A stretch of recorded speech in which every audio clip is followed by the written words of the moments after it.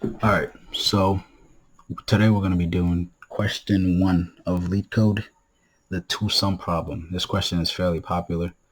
I'm just going to go ahead and give it a like myself. So first, we're going to figure out what the question is asking for. So this is the method definition.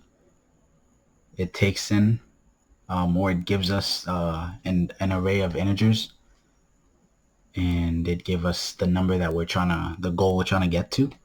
And we have to figure out which two numbers within SID array add up to that target number. The first approach to this problem is going through, for every element, pairing it up with every other element in the array and seeing if we get to that target. If we add them up, would we get to the target? And in this case, it would be pairing up 2 and 7. We can't do 2 and 2 because you can't use the same element twice, right? So pairing up 2 and 7 to start, 2 and 11, 2 and 15. And when you pair these up, do they add up to the target, which is 9? So the way we're going to do this, it's pretty simple. Okay, so we know that we have to go through the array. So we're just going to run a for loop. For and I equals 0. We'll start at 0. Okay, so now for the second for loop, which will go through every other element, we can't start from where I is, nor can we start from 0, because we would have already checked everything before element I. So we're just going to start at I plus 1, which is the element after I. And the reason why we do that is because if you look at 2 and 7, to start, if you're done with 2, right, so 2, you pair up 2 with 7, 11, and 15, and then you move on to 7. Now, you don't want to go back and do 7 plus 2 because that's already done. So we start from the next element after I, and I at this point is 7, so we'd start at the upper for loop would start at 7, and then the next for loop would start at I plus 1, which is the next index, which is 11. So that's what we're going to do here. For we can't use I, so we use J equals I plus 1. J is less than. All right, so now that we have our for loop, it's very simple here. We're just going to do if the two elements, so if the element at nums I plus the element at nums j equals target, which is our 9. In this case, it's our 9. It's not always 9. Then we can return u into array. We're not going to give it a size, but we are going to put I and j in there. And then that should be good. And then for safety, we're just going to return null, because we know it's never going to get to this because there's at least one solution. So it's always going to be in here. But this is just because the compiler is going to ask for it. Now, if I don't put this and I try and run the code, you're going to notice that it's missing a return statement. And if I uncomment this, you'll notice that it passes the first test. So now we're just going to submit.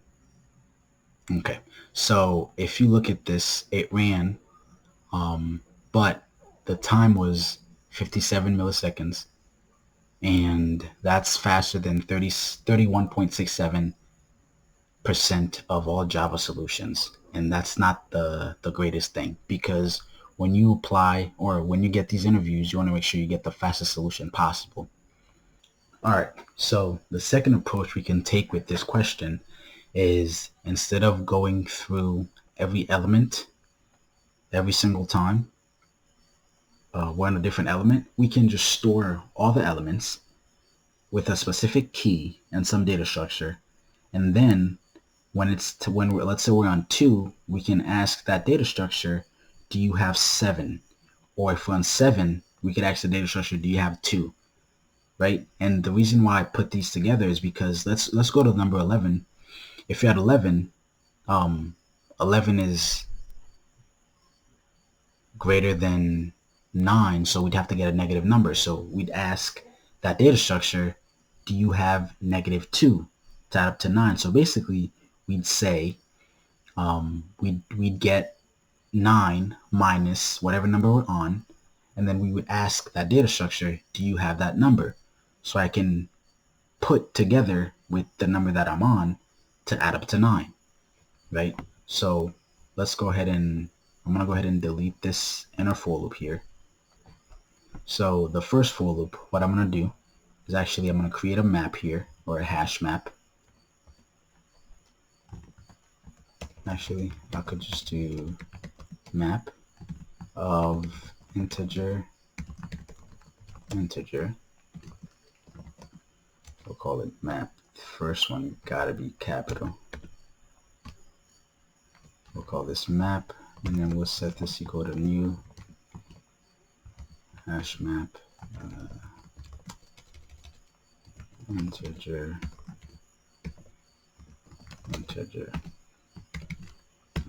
Right. So the key is gonna be what we're looking for, and the value of that will be the index, if that makes sense. So let's say we're putting 2 in the hash map. So it would be 2 and 0 because we're looking for 2, and this is the index, or where it belongs in the array. And we need that because when it's time to return something, we have to return indices. So what I'm going to do is, for every element, I will do map.put, and the first one is the key, the second one is the value. So we're going to do nums I, and then we're going to put I. Right, so here we've put the number, and then we put where that number is in the array. So we'll just run a second for loop. So and you could use I again if you'd like, but I'm just going to use J just to not confuse anybody. So for int J equals 0, J is less than nums.length, J++, and all we're going to do here is we're going to say if, or we could just have int num here, right? And we're going to call this, we're going to say int num equals target minus nums I, and nums I is just whatever number we're on, we want to see, or we want to subtract that number from the target, which gives us the number we need to add to our current number to give us the target. It's just, so what we're going to do here is we're going to see if num exists in our map. So we're going to do if map that contains key num, and if it does, we could just return here new int, same way, and then we'll just return our current, which is just I, and then map dot get num, which is our key, right? Yeah, semicolon. It's the same concept, and then we return null at the end because we just need that, right? So we're running this, okay. What's the issue here? Right, so I used I, instead of J. So I'm just going to put J. Yeah, I think that's it. All right. So we're going to run this or submit it and see what we get. Wrong answer. Okay. So the issue here is it's using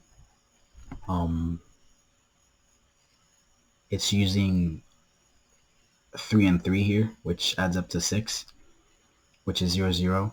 And we know we can't use the same number twice. So there's a few ways we could do this. We could just add to this if statement here. And map.get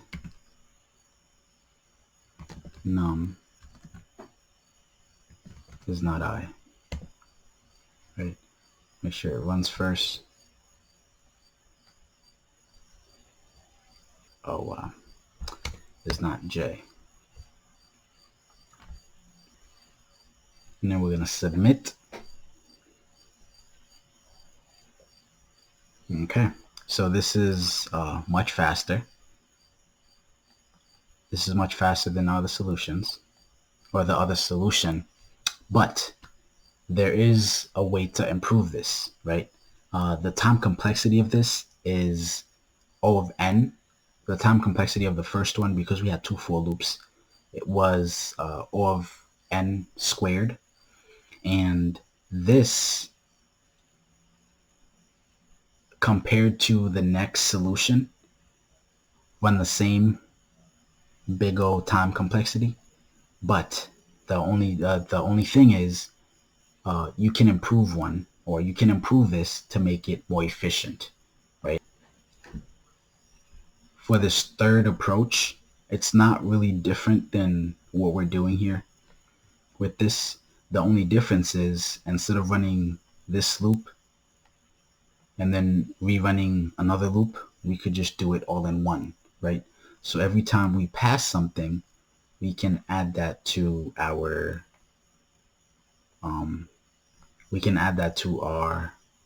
hash map. But before we add it, or before or after, it really doesn't matter. But we can make this piece of code here and just put it up here. And what this is saying is, you get the difference, and we need to change this to I, which if we add the result of the difference, if we add that to nums I, we're going to get the target. And this is also going to be I. So if it's in there, we do our job. If it's not, we put it in here, right? So I can actually just go ahead and remove this.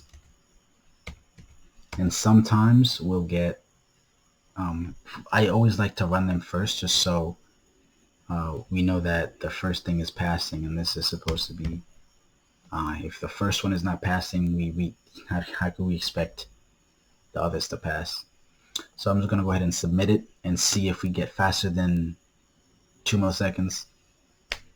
We didn't. And the reason why that is, if I keep running this, eventually I'll get either 1 millisecond or 0 millisecond, right? See, the next time I ran it, got 1 millisecond. Sometimes you just have to run it more than once